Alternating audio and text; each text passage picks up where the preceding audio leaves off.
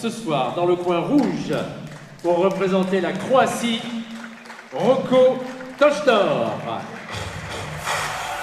Donc encore une finale masculine franco-croate avec l'adversaire croate qui fait son entrée en la personne de Roko Tojdor. Vice-champion du monde en 2021. Double champion du monde junior. La Croatie, Roko Tojdor.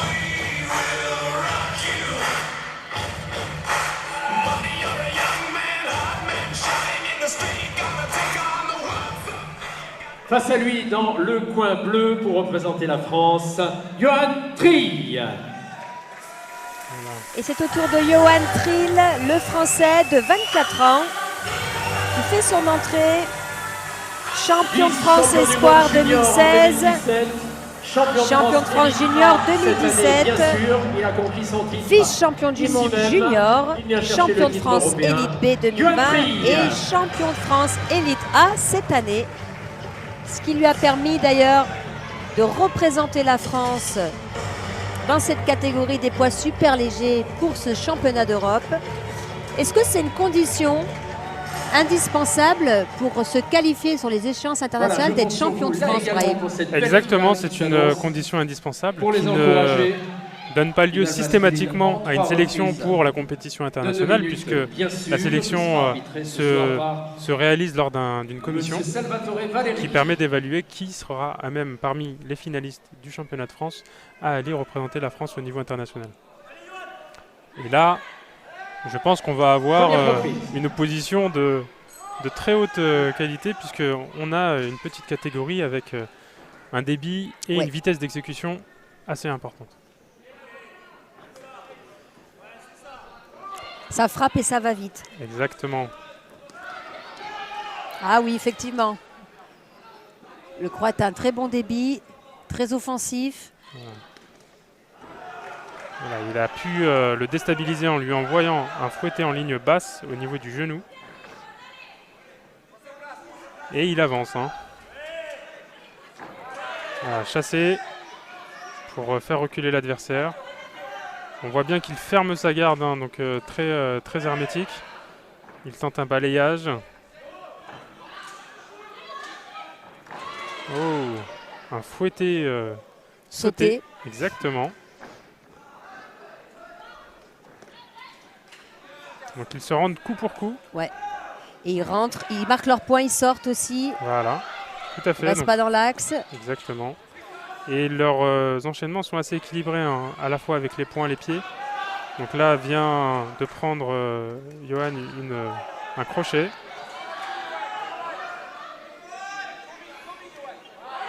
Beau chassé visage, mais qui arrive dans les gants. Donc c'est aussi un défi de pouvoir être précis, choisir l'ouverture. Et là, Johan qui vient de tomber, mais il se relève.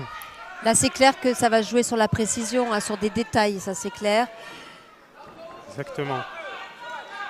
Voilà, il reprend un crochet. Attention, s'il veut éviter ses coups, il faut monter ses gants. Voilà, il désaxe.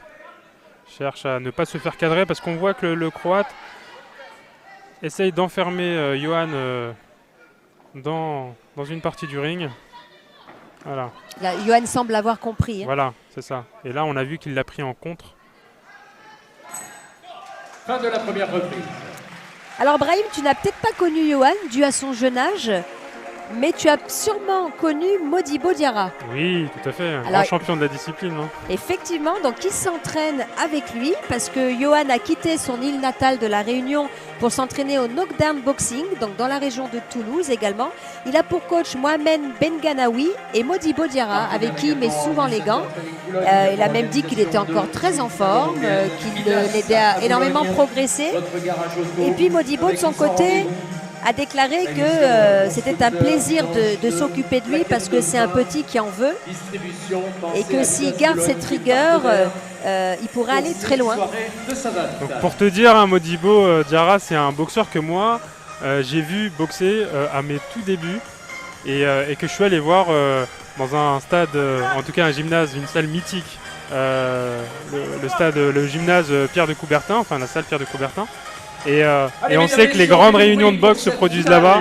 Et très sincèrement, c'est un des techniciens les plus impressionnants que j'ai pu voir en action. Et Johan, le fait qu'il soit à bonne école, on le voit, ça lui apporte beaucoup. Exactement, surtout qu'ils étaient dans la même catégorie. Modibo était à moins de 65 kilos. Oui, tout à fait. Donc là, on voit que Johan cherche à ne plus reculer et vraiment à marquer sa domination. Mais le Croate ne se laisse pas démobiliser, marcher dessus. Également, il cherche à déjouer la stratégie de Johan. Et là, il compte sur ses points sur ses enchaînements en points, pardon. Voilà, au corps. Ah, on sait que ça va être engagé jusqu'à la fin. C'est clair.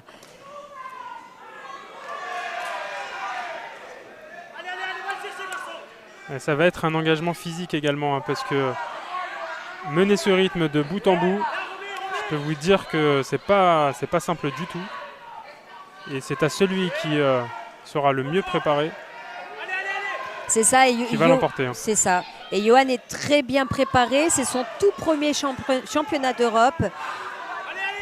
Donc pour lui, il s'est préparé au mieux pour ses combats. Il a une meilleure hygiène de vie qu'avant.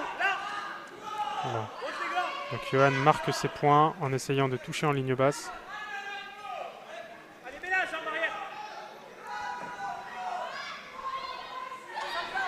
Voilà. Il produit des esquives également, donc qui permettent d'éviter les coups du Croate, donc les coups avec ses poings. Mais le Croate touche également. Et il produit, il ne s'arrête pas. Donc là, c'est le résultat d'une préparation de plusieurs mois, pour l'un comme pour l'autre. Et Johan s'est donc retrouvé avec l'équipe de France au mois de mai, au mois de juin, au mois de juillet, au mois d'août. Et ils se sont retrouvés à Dinard. Peut-être que c'est un endroit qui te parle, Brahim. Tout à fait. Donc, vous êtes habitué, la boxe française, à s'entraîner là-bas. Il y a un Krebs à Dinard, donc un très beau Krebs, qui est le lieu de stage de l'équipe de France depuis plusieurs années. Pourquoi? Parce que déjà le Krebs et ses installations permettent de s'entraîner dans de bonnes conditions. Et également le cadre est quand même agréable pour pouvoir mener une préparation dans un cadre qui permet aussi de profiter même de la plage pour s'entraîner. Bien sûr, et c'est le cas d'ailleurs de cette équipe de France qu'on voit à l'œuvre ce soir. Ils ont fait des entraînements sur la plage, et ce qui est particulièrement efficace pour les appuis, Brahim. Tout à fait. Donc ça travailler permet dans le sable. Exactement. Donc c'est assez complémentaire du travail qu'on fait en salle. Bien évidemment, c'est ponctuel. C'est vraiment pour allier l'ensemble, en tout cas exploiter l'ensemble des espaces à disposition. Mais c'est vrai que, comme tu le disais, la préparation est primordiale, puisque ces athlètes, à l'issue du championnat de France, n'ont quelques semaines de répit pour pouvoir, avant de reprendre la compétition internationale. Et là, on le voit, c'est un engagement assez important à chaque enchaînement. Et là, très bien, Johan produit, il touche avec un chassé-visage, il monte sa jambe assez facilement et cherche à finir sur les chapeaux de roue. L'envie de gagner se lit sur les deux visages. Voilà. Très bien ce chassé. Voilà, le Croate a cherché à accrocher la jambe.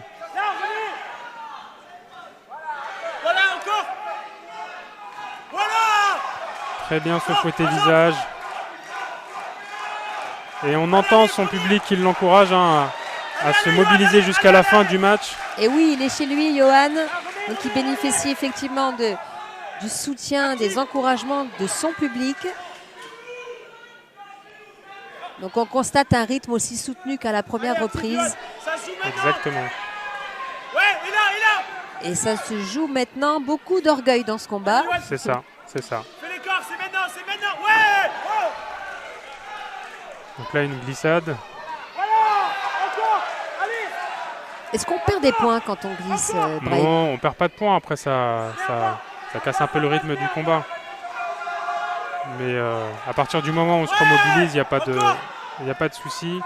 Ce qui est important là pour les deux, c'est de pouvoir terminer les enchaînements. Donc on sait que commencer un enchaînement et le terminer, ça permet de gagner l'enchaînement. Hein. Et si on laisse l'adversaire commencer, il faut terminer. Il faut absolument terminer l'enchaînement pour éviter que l'adversaire marque les points concernant l'enchaînement en question. Une belle tentative de décalage et de remise fouettée pour Yohan. Voilà. Donc, très bien.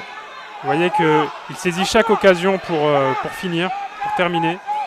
Et on remarque aussi un assez joli coup d'œil de la part de Yohan. Exactement. Donc, travaille beaucoup en décalage, en esquive rotative. Et fin du combat. Bravo. Bravo messieurs, très beau combat. S'il vous plaît. Très intense, ces combats comme on les aime. C'était même trop court pour nous. Hein.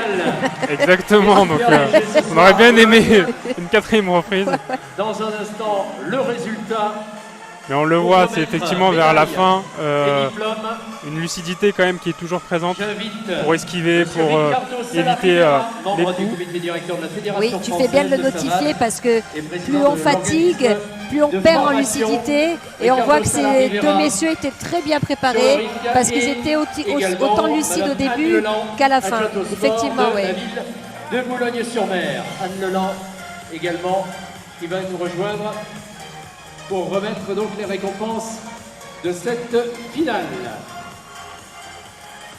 Donc la France est quand même la nation à battre ce soir, Brahim. Donc on a vu la Croate juste avant qui l'a emporté face à Claire Dramé. Est-ce que son acolyte, son partenaire, va suivre le même chemin? On va le savoir dans quelques instants. Effectivement, la France est une grande nation de savate, puisque c'est le berceau de la discipline. Ce qui n'empêche que les pays européens et même mondiaux ont de plus en plus d'athlètes qui performent. Et on l'a vu effectivement dans cette première partie de compétition. Nous n'avons pas, les Français n'ont pas emporté tous les matchs. Et on l'a vu avec Adam dès le début de la soirée. Exactement. Et on sait que les Français sont effectivement les cibles, ou en tout cas ceux qu'on va chercher vraiment à aller chercher pour remporter ces différents titres. Et oui, ce sont les tireurs à abattre, les Français. Et d'ailleurs, j'en suis même venue à me demander si les championnats de France n'étaient pas plus difficiles que les compétitions internationales. Je pense que ce qu'on peut dire, c'est que le niveau est très élevé en championnat de France et permet une très bonne préparation et une mise en condition. Mais le niveau international permet aussi de rencontrer des boxeurs venus peut-être aussi d'autres disciplines. Et donc ça permet, par exemple, on l'a vu sur quelques combats, d'avoir peut-être des techniques qui sont peut-être meilleures avec les poings, peut-être différentes avec les pieds, mais qui, le temps de se croiser sur ce terrain de savate, avoir de belles oppositions. D'Europe, à la majorité des juges, 3 contre 2, Rocco Tochdor. Donc je pense que les arbitres ont peut-être valorisé le fait que le Croate avancé beaucoup, a quand même été présent pas mal sur les enchaînements avec les points. Et mine de rien, il touchait avec les pieds en ligne basse. Donc très serré, et encore une fois une décision à la majorité. Donc Yohan n'a pas démérité. Malheureusement, je me répète, mais au niveau international, il faut réellement marquer la différence et ne laisser aucun doute dans la tête des arbitres.